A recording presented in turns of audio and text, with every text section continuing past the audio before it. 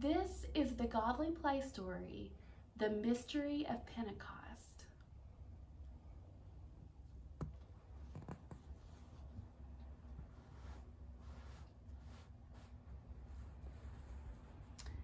I wonder what could be inside.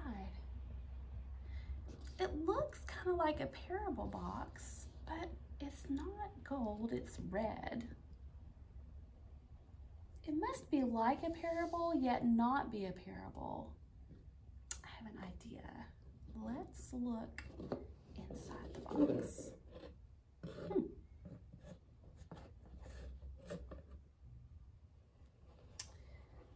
There are some things inside to tell the story, but there's nothing else to put down to help us get ready. So I guess all we can do is begin.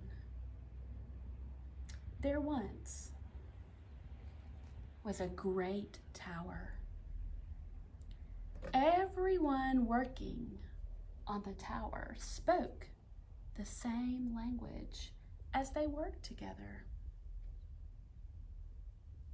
But as the tower grew taller and taller, they began to talk in different ways. They wanted the tower to reach the heavens.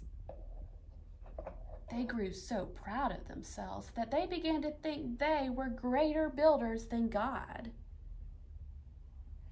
Each group thought it was better than any of the others.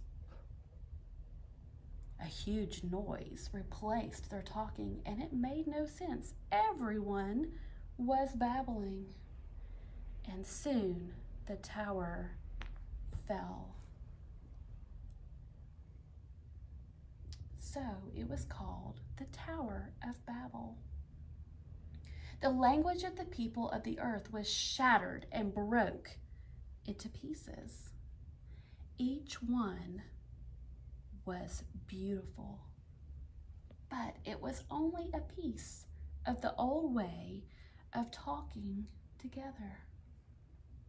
Thousands of years passed. Jesus was born and lived. He did his work, and then he died on the cross. But that was not the end of the story, because somehow he was still with the people around him as he is with us.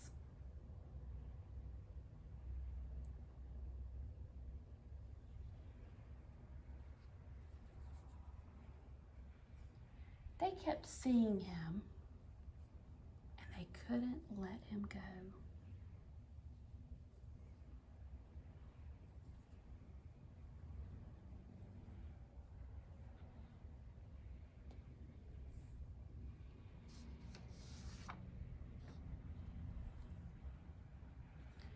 And then, one day, an amazing thing happened.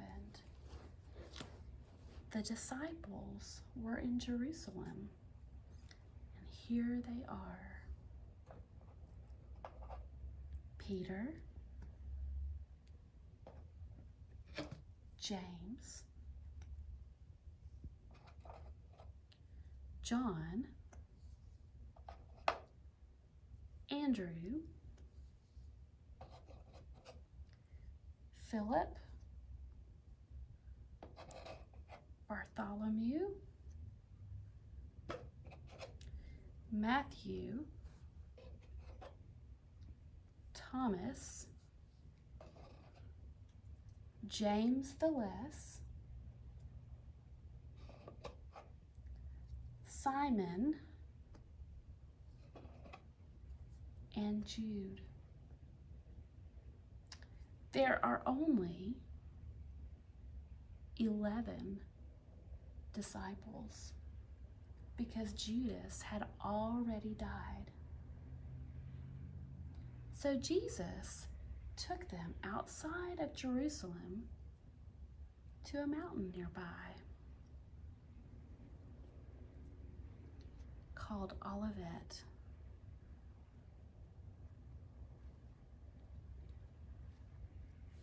Jesus then went up, and the Holy Spirit come down. The 11 disciples went back into the city. They were waiting, and they were full of joy. And so they went to the temple to pray.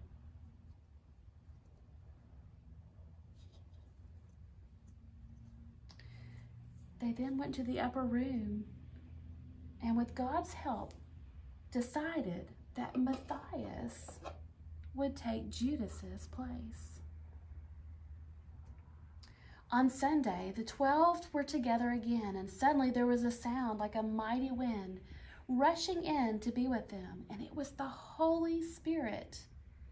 They became so full of its power that they seemed to be on fire. Their tongues burned in their mouths.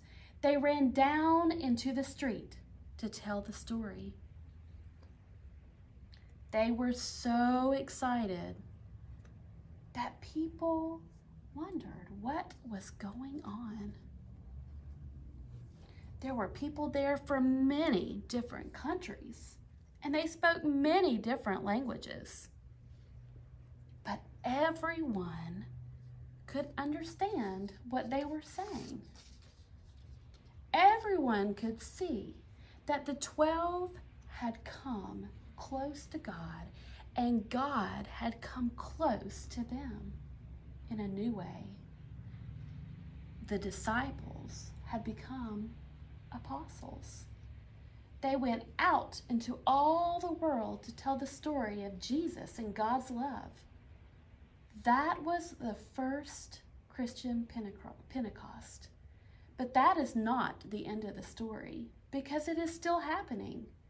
Wherever people have the courage and the power to tell the story, Pentecost is still happening. It is like fire. Now, I wonder what part of the story you like best. I wonder what the most important part could be. I wonder where you are in the story and what part of the story is about you. I wonder if you have ever come close to anything like this, or if there is anything in our church that reminds you of this. And I wonder if we left out any part of this story, would we be missing anything? So I hope you'll take some time to get your journals or draw a picture and do a response to this story, the Mystery of Pentecost.